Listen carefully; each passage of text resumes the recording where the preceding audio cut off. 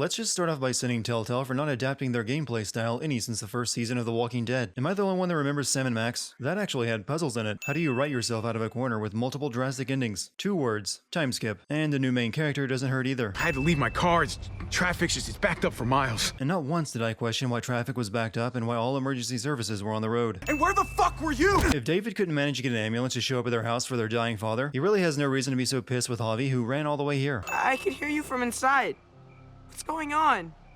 We were just, talking, Gabriel. Gabe is clearly old enough to know a fight when he sees one. I should call someone. Pick up the body. You're only just now thinking of that? Did you not even try calling an ambulance as your dad lay dying? Or consider hospice care? In a minute we even see the room their dad died in, and there was none of the at-home medical equipment you would expect for a terminal cancer patient. You're sitting out dinner with a corpse just a room away? They say everyone copes with grief differently, but this just seems callous. Grandpa's cup was empty. You don't have to fill his cup up anymore, baby. Grandpa is sleeping. Either Mariana is incredibly naive and can't read the mood, or the rest of the family is incredibly good at keeping Grandpa's dying a secret and didn't let her say her goodbyes, which would be odd since the whole point was the family being here for his final moment. No, Yaya. People's awake. After Mariana said that, the adults should at the very least have been curious enough to check for themselves, rather than let the little girl walk into Grandpa's room. Papá, cálmate. Soy yo, David. Estás en tu casa, cálmate. Él está loco. Él atacó a Héctor. I don't know if there's a sin here or not. I don't speak Spanish and I record with subtitles off, but I can send them for only speaking Spanish in this one instance and never again. Grandpa bites Grandma's face even though he was being held down and her hand would have been the only available target. Get the kids. Meet at the hospital. David gets separated from his family on the way to the hospital and will not see them again for 4 years. Is there any reason for Javi and Kate to be distracting a herd of zombies with a campfire? The herd approached the fire opposite from their position, and those two are right next to the highway, which was not being blocked by zombies. In fact, you are drawing the zombies closer to you, if anything. Every time I think we should just bed down somewhere and wait for it to pass, I can't shake the thought of us getting caught in the middle of it. It just keeps coming. It's slow, but that almost makes it worse. Is it that hard to put some distance between you and a herd? You have a vehicle and they are a slow-moving, easily distracted herd of zombies. We should keep moving. At a brisk 5 miles per hour, judging from the perceived speed of the passing scenery out the front window, Telltale helpfully demonstrates the only method of making their games entertaining these days. I know it's Telltale's art style, but the way they do shadowing on faces looks more like someone attacked them in their sleep with a Sharpie. The second you start getting boners, the whole world starts to get dark. Sounds delightful compared to dealing with bloody underwear. Christ. I need to get laid. That was the best line they could come up with to force sexual tension into this situation. Oh, I can pull over. It wouldn't take a minute. Do yourself a favor and never describe your sexual prowess as only taking a minute. I already know you guys do drugs. That's a pretty severe way of phrasing it, Mariana. Don't tell Gabe. He's the one who told me. How often do these two come across pot while on the road for this to be normal? Kate found this weed growing naturally, and I doubt there are many dealers left in the world. You praying for our safety, Mari? I'm praying I find a candy bar. They actually find a candy bar in a junkyard of all places. Javi siphons the remaining gas out of these wrecks like it was still usable after being in a tank for 4 years. I'm in a bad mood, okay? I just wish we weren't always on the road. I like being with other people. We're in that car for so damn long. You've been living in the apocalypse for 4 years. Get used to a shitty life. Not gonna be able to pry this open. You can't pry a trailer door open with a crowbar? Have you ever been inside a mobile home? I assure you they are not known for their security or sturdiness. What the fuck you think you're doing with our gas? We hear these guys drive up and get out of the car just a second before they spot Javi and pull guns on him. The entrance to the junkyard is on the other side of these shipping containers, and you have to climb over those to reach this part of the junkyard. Javi hides the floor hatch where Kate and the kids are hiding while Max searches the trailer. This junkyard is one of their depots, meaning they would know about the hatch and say come here often enough to have supplies lying around. This doesn't have to go. What the fuck was that noise? Involuntary cough to alert the bad guys cliche. I guess Max really startled Javi when he came through the door, because Javi drops the gun instead of shooting him. That was the sound of another car passing the truck, which would be a pretty rare occurrence given the world they live in. Rather than kill Javi at the junkyard, they waste precious gas driving him somewhere else to finish him. To listen to what the hell? This guy spots a tree falling before it even starts moving, and still manages to jackknife into the shoulder. Wait, did you do that? With the tree? I was trying to stop the truck. I would like to know how Clementine knocked the tree over in the few seconds that she had without any tools to do so. Now that Clementine is older and not the main character, she can partake of the asshole fruit by biting into it noisily. That apple disappears after one bite. I think it existed solely to fulfill the cliche. We were driving down the 522, and that's when we found the junkyard. They're still there. I need to get back to them. You said you were driving? In our van, yeah. I'll take you to the junkyard. if you let me have your van. Considering that Clementine leads you up a straight stretch of road back the way you came, I'm gonna say she swindled you. Muertos. What do you call them? Walkers. Or what do you call the ones that run? Nothing, because none of them run. This isn't 28 days later. Look, I'm not used to being around other people. Not for a while, anyway. Usually, it's just me on my own. Clementine has the right idea, since every group she has been part of has ended in disaster, but the power of plot will always soften her up just so she can give it another go. Can't open the gate till you clear them out! Tripp just told him he couldn't risk opening the gate until they cleared out the zombies around it, yet he opens the gate and has to cover them while they get inside. Don't try and rush me. I know you're a game. Part of me expected Conrad to be voiced by Dave Fennoy and was surprised when he wasn't. I guess even Telltale can't think of a way for him to voice a new character in this series without it being weird. Don't I know you from somewhere? Garcia. Javier Garcia.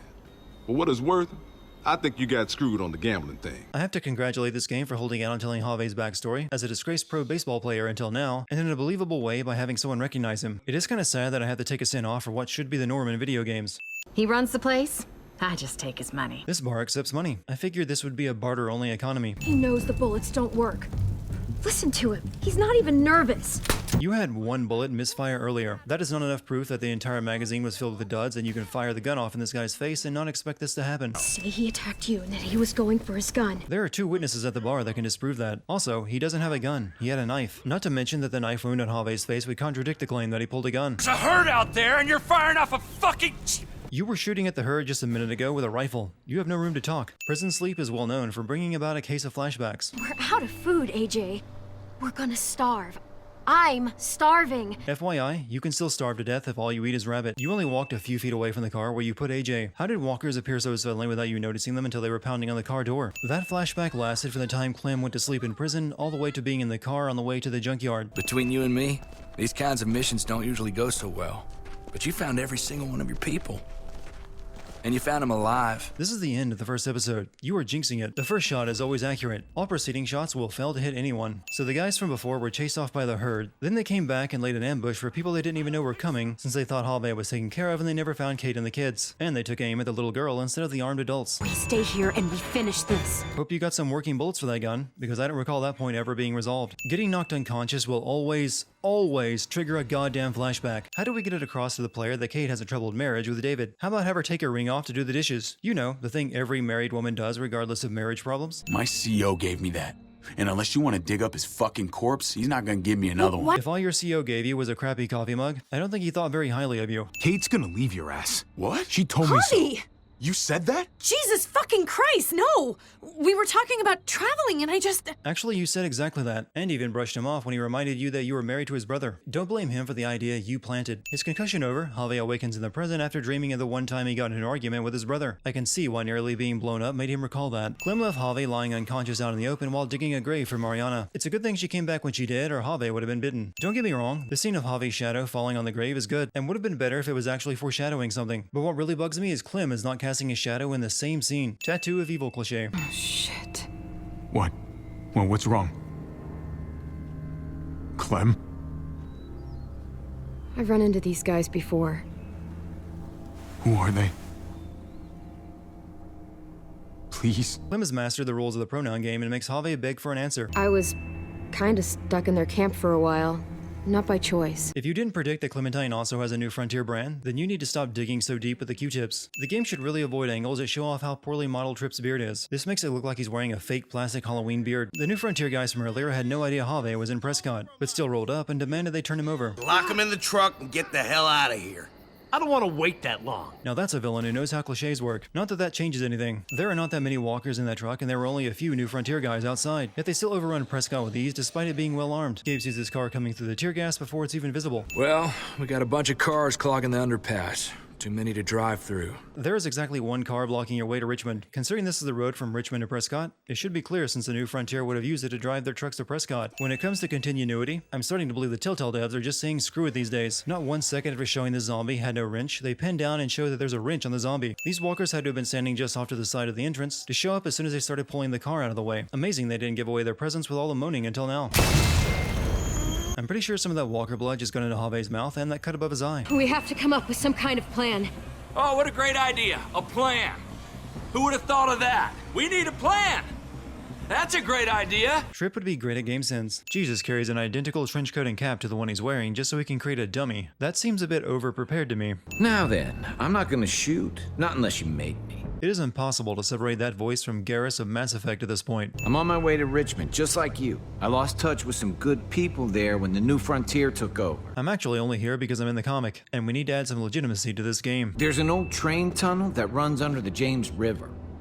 From what I hear, it should be a straight shot into Richmond. That train track leading into the tunnel is elevated and goes into a mountain. How would there be a river flowing at that elevation? I could lead you guys there. Do you actually need to lead them there? The train tunnel's in plain sight, and you said it was a straight shot into Richmond from there. It's Paul, but my friends call me Jesus. And that introduction is a great place for another Clementine flashback. Maybe you should have just kept Clementine as the main character game. We were out there scouting.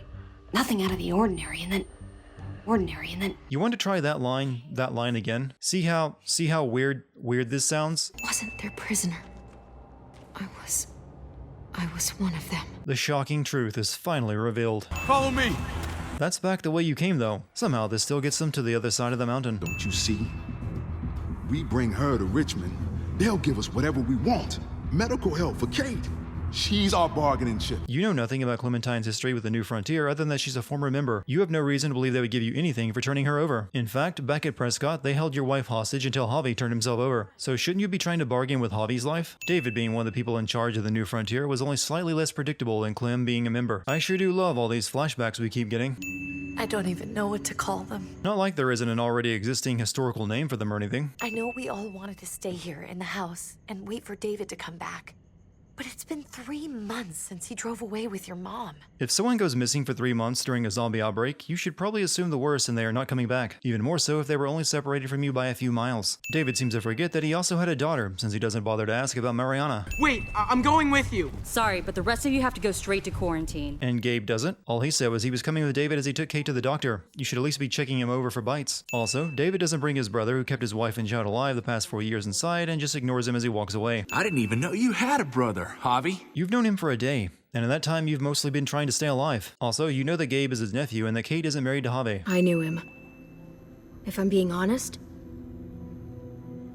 he's not a good guy. Clem could clue them into what they've got themselves into and what David is like now, but chooses to be vague. Also, Clem makes it sound like David is capable of mass murder simply because he once kicked her out of the New Frontier for stealing medicine. Listen, Javi, Gabe, he told me some pretty messed up things. Things I need your help wrapping my head around. He told me you lost Mariana just a few days ago. Gabe should have also mentioned that your men were the ones who killed Mariana and shot Kate. Context matters. Gabe said you went back to the house at the start. I'm sorry I never found you. It never occurred to me to search the most obvious place you might have returned to. Why didn't you come back? Mama and I got routed out of the city on the way to the hospital. I couldn't get back into Baltimore, so I hooked up with my old unit. We thought we could build a safe zone outside D.C.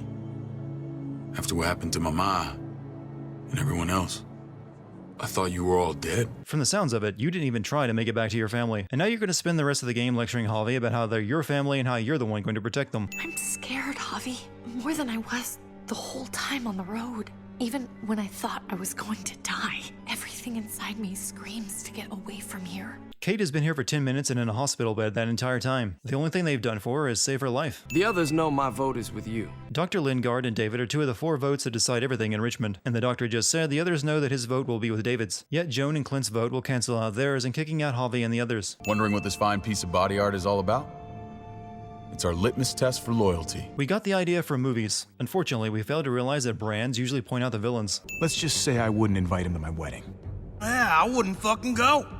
Good, because I just said you wouldn't be invited. Sick burn, Javi. That left some damage. He and Badger destroyed an entire town. They overran Prescott with walkers.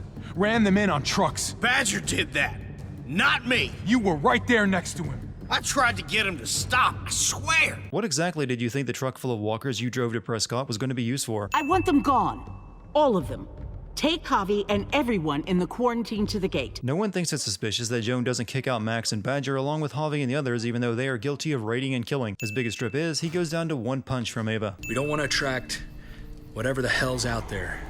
You know exactly what is out there. It's the same thing that's always out there. Jesus got his eye on something. I swear, it is funny every time they mention his name. Tell me that isn't what I think it is. About a quarter mile out. heading the same way we are. Our ancient game engine isn't capable of showing the walker herd heading our way, so we'll just have to describe it instead. Walkers! Get ready. They're near.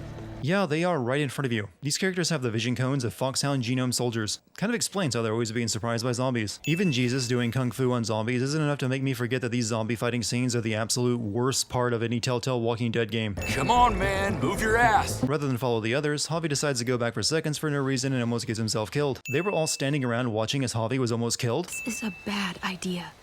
We're following David's map right into a herd. For all we know, he's trying to get rid of us. You can't trust him, Javi.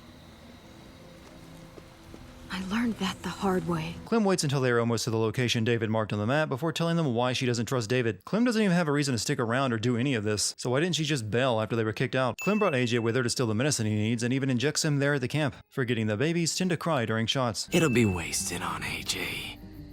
I told you. It could save someone's life if used right. It's too valuable to throw away. You would have a more convincing argument at only using drugs on those that can be saved if you weren't dosing yourself to get high. Those drugs couldn't help him. How could you be so stupid? So selfish? We stopped because he was a lost cause. That waste? That'll cost someone's life down the road. David kicks Clem out of the group for stealing medicine to save AJ, yet turns a blind eye to Dr. Lingard's drug problem that does the same exact thing. He stays. You expect AJ to die. That's the whole reason you thought the medicine was a waste. Why make Clem leave him behind if you believe that? You think Mariana could have survived that? We had rules. Clem broke them. I would have done the same to anybody. To anybody, huh? You broke the rules for Kate and Gabe. And I'll accept the consequences. You just contradicted yourself. Did he suffer? No. I wouldn't have let him. But I didn't have to worry about that. He lived. What kind of dick answers a question like that just so they can spring it on you that your kid is still alive? This is bigger than just Prescott. There's spoils from other towns here, too. Towns I heard got raided a while back. It would take quite a few people to raid and kill entire settlements. Yet David was completely unaware that his unit was being used as an army to steal supplies. You hadn't gone all trigger-happy on David's family. Villains conveniently incriminate themselves by discussing their crimes within earshot of the protagonist. Badger gets so caught up in his own victory that he doesn't notice Javi look at the shotgun lying right next to him. My people need to know about what we found here. What about your missing friends? Yeah, that was just kind of an excuse for me to be in the game rather than an actual plot point. Javi, that's where you'll go to get Kate and Gabe. Then bring them to my house. It's the one with the raven on the hitching post. Game attempts some kind of deep metaphor by having David live in the Poe house, yet fails to follow through with it, leaving me wondering what the hell the point was. This woman, Joan, came by. She implied David was in trouble. Like, he was no longer in charge. There was no reason for Joan to ever come to your hospital room and essentially tell you that David was persona non grata now. She doesn't know you and has no reason to care since she plans to have David killed anyway, which will effectively turn you against her no matter what she says. What about my dad? We can't just leave him. Gabe, we don't even know who he is anymore. We have to get away before he gets us all killed. Kate and David may have had a troubled marriage, but Kate's complete lack of regard after finally seeing him after all these years, and being ready to abandon him to the wolves, comes off as callous. Joan, how could you?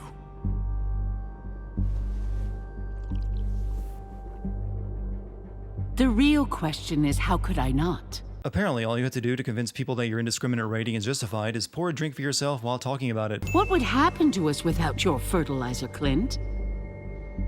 Or your pills, Paul? I did what I had to ensure that we would. No one questions why Joan kept the raiding a secret if she felt it was so necessary. Javi might want to have the doctor take a look at his head, because he keeps flashing back to moments between him and his brother whenever he gets knocked unconscious. Oh my God, the crowd is going wild! I got it. You don't have to rub it in my face. I'm done. Javi is a former pro baseball player. What did you think was going to happen if you went to a batting cage with him? What's going on? David, I don't understand. You don't understand because you only think about yourself. Want to know what I'm sick of? David constantly telling me what a terrible person Javi is without ever giving a single concrete example. My job sucks. Kate and I fight like cats and dogs. I belong back in the army. I had a purpose there. Last time you deployed, you didn't have kids. If it's that big of a deal, join the National Guard. Lots of people do that while raising families and working other jobs. I never trusted Joan. You trusted her completely up until you found out she was having other settlements raided and threw you in jail. Even by Telltale standards, episode 4 feels like padding just so it can hit 5 episodes. It's mostly everyone walking around accomplishing nothing until the end when David is put on trial, meaning Telltale has pretty much the same issues as the television series now. Bolted-on window bars exist only so escaping doesn't look too easy. Some decisions, you make them in a split second, and then have to carry them the rest of your life. They're usually binary choices, someone will remember them, but it ultimately won't matter, since you will just be railroaded through a set of minor variables with only illusion of choice. Gabe might want to start with a gun a little more his size. You have guns, and you had the drop on this guy. Why hide? It's impossible to take someone as a serious threat when they're wearing a fanny pack. Also, this struggle is weird without the bearded guy making a single sound. He's mute the entire time while Javi makes all the grunts one would expect. You don't need to check for a pulse if the guy is snoring. I started bleeding. I know, it's a thing. I've traveled with women before, and they all had it. What is it? Now I see why Kate brought up periods in the first episode. They were setting the stage for this conversation. Penicillin. Not what I'm looking for. It doesn't matter if you're looking for that or not. I'd say penicillin is worth its weight in gold in an age like this. Here comes the black and white filter of flashbacks again. Let's skip it. This syringe goes from empty to full to back to empty to full to empty again without ever being stuck in Lingard. Before you all make any decisions about who's coming and who's staying and who's gonna do what, I just wanted to say, I'm sitting this one out. Conrad decides to sit this one out, mainly because they only wrote his character up to the point where he held Gabe hostage in exchange for Clem in episode 2, and most people killed him there. If you're like me, you kept him alive to see how much him being there would screw with the writing. Muertos would probably rip this old truck apart in seconds. Not according to 2 different scenes in this game where people have been told to hide from walkers inside cars. Javi and the others plan to push the truck they plan to use for their escape away from the parking lot so the guards won't hear it start. However, they only push it about a dozen feet before they decide to start it, even though they're still in the parking lot. Also, there's another truck right in front of their right here, yet it's gone as soon as Javi hotwires the truck. All it takes to have a private conversation in a vehicle is to be sitting in the front seat with the engine running, and the people in the back won't be able to overhear you discuss their young love and the possibility of you leaving your husband for his brother, or even notice the two of you make out. It's an execution over here. She's planning to hang David in front of the whole crowd. If you can just get into the square. Radio cuts out in the middle of the sentence cliche. Despite Richmond being surrounded by a herd of walkers, Joan decides to hold a public execution of David. This is supposed to get the people on her side. She seems to have forgotten that in order to pull off the rage, she had to keep them a secret because the people would not have supported murdering others. Both of them deserve to die for their crimes. However, Javi, I'll let you spare one of them. Shoot him. Wait! I said Tripp should live! You did, but there's something else you need to understand.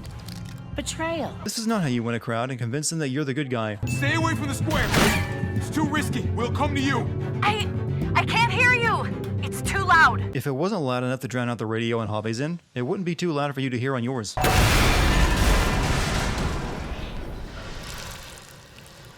Oh, God! Kate survives this and somehow escaped the truck before the explosion without even opening the door or Javi noticing, and avoided the walker she let in with a hole in the wall. It's the 5th episode, so of course it's time for another flashback. Javi was kicked out of the league for gambling, and to help him through this trying time, his brother and father encourage him to gamble even more. If I was still playing ball, I could have paid for it. Even if you lost a lot of money gambling during your baseball career, I find it hard to believe that you lost all of your money, leaving you unable to pay for anything, including your dad's cancer treatment. Tripp was my best friend, Javi. He died because of you. Says the woman who sold out the group to Joan. I'm starting to think hypocrisy is one of the few character traits Telltale knows how to write. David! Oh my god. This is unacceptable. Did you really need to break her arm? That wasn't necessary. Okay. Don't thank me. David's constant at-odds assholism is just as tiresome as Kenny's was. I'm a soldier. This makes sense to me. A soldier isn't a husband. Or a father. A soldier is a soldier. Nothing else. Everyone who has family in the military, feel free to flip this game the bird for depicting former soldiers as maladjusted douchebags who can't separate civilian life from enlisted. Stabilize the city. Figure out how to make it safer for everyone. I saw construction vehicles when we got the armored truck. We can use those to stop the Muertos, seal the breach, and save Richmond. That's over by the motor pool at the water tower. We could use the highway overpass to get to the water tower. At first, David is cool with the plan to save the city from walkers by closing the hole, but will revert to being an asshole at the perfect moment. This pile of cars would be incredibly easy to climb over, so of course they decide to shimmy around the perilous edge where they could slip and fall. This walker quietly waited inside the car until the last person shimmied by before attacking. I suppose the game had to invalidate my choice of who lived during the trial, and this was the best method they could come up with. Tripp died in the last episode, so I'm not sure if him being in the background is a glitch or just laziness on the part of the devs when animating the cutscene. Regardless, it's funny. Seriously? Fuck you, helicopter. You had a pretty tense scene there with them swinging across the gap on the helicopter blade. Then you had to ruin it with that line. This same zombie checks out Javi multiple times as he sneaks through the herd to start a generator to create a distraction. I'm guessing it's the only zombie model they had with a decent facial rig. I'm leaving. We're all leaving. Everyone in Richmond will die without us. They don't matter, Javi. Isn't this what you said you live for? A battle with a clear objective? The military side of you seems to come and go as the plot demands. When you consider how often Javi gets knocked out by everything, he sure can take a wrench to the face. Gabe leaves with David even though he spent the entire episode hating him and was hit in the face twice by him by accident. Javi, I'm sorry. I've been here before, more than once. It's not gonna end well for everyone. You have to decide. Clem points out the series cliche of making one final big decision that decides the fate of a character. I don't normally sing glitches, since glitches are not intentional, but when they are this hilarious, how can I refuse? This finale is weak as hell in comparison to the past 2 seasons, especially the first. Instead of a suspenseful moment with well-developed characters, you get Cave and Javi slowly driving a bulldozer to plug a gap in the wall while David dies off screen. I don't know what happens if you choose to save David, but I expect it's equally disappointing. I gotta admit, man, you're a fucking badass. You're a real charmer. You know that? This is starting to sound like a Mass Effect romance. DLC baiting.